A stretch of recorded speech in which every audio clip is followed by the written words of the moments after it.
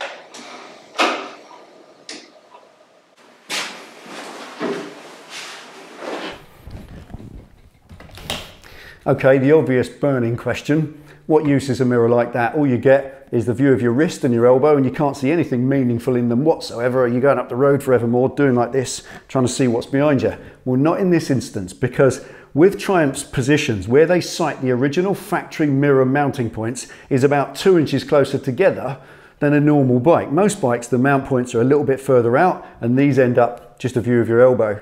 But because these are further in, hence those big long ugly stalks that we all want to get rid of, well, that position now means you look straight under your arm, not just at your wrist. This mirror here, with my hand here on the bar, it's outside the mirror. The mirror's further in, it's there, and it looks straight underneath my arm, out the back. You can see the outsides of my waist here, and then a clear, unimpeded view behind.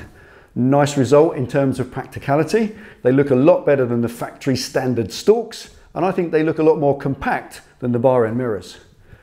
Great result.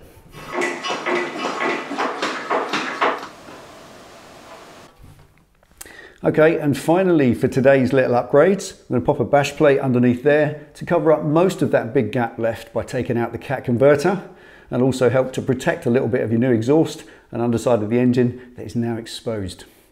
So let's pop that on.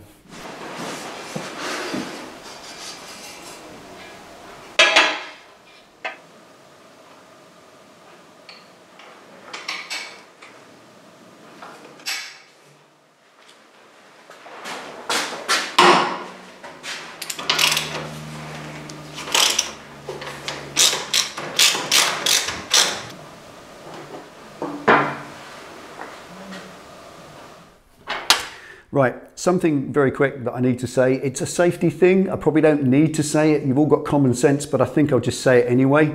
That's the little plate that lives on the back of these two frame bolts, and you have to swap it for that one.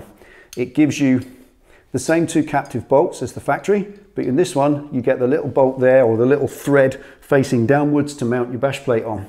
So in the process of swapping these over, you've taken both these bolts out completely. And that means this bottom part of your frame loop is adrift. So you can't fit this bash plate with the bike on the side stand. That's what the point is. I think it's quite obvious, isn't it, really? But look, if you thought, I'll put it on the side stand, when the bike's leaning over, I get better access to the underside of the bike. If you haven't got a lift to get underneath it like I have, and you're doing it in your garden, well, don't use the side stand, because once you set that adrift, that can twist and cause all sorts of problems. That must be bolted up 40 Newton meters before you use the side stand. I think you know that, it's quite obvious. Just put it on the main stand or a paddock stand, or even just get a friend to hold the bike upright while you do the job.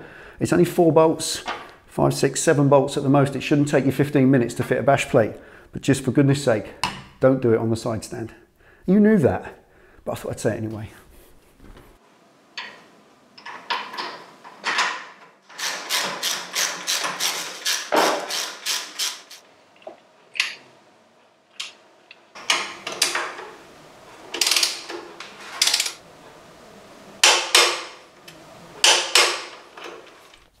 Okay, something that I often get nagged at by the mechanics out there for not mentioning often enough is storing your torque wrench.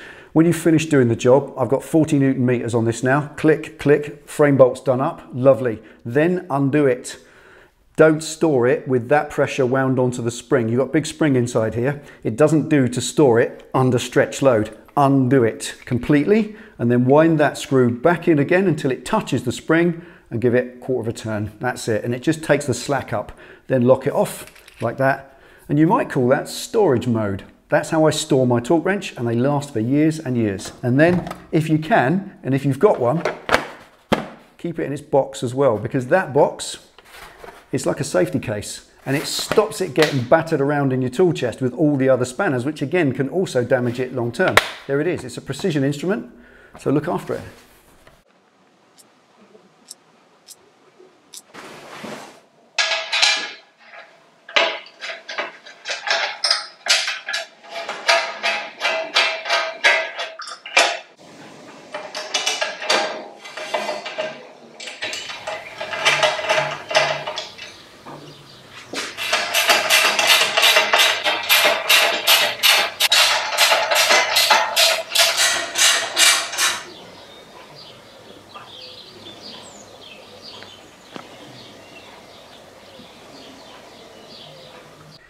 Right, okay, that's it for today. Now in the first of this little short series, we started with the exhaust and saved 28 pounds off the weight of the bike. That's 2 stone, an incredible saving and definitely going to affect the way it handles. I'm really looking forward to a test ride with that.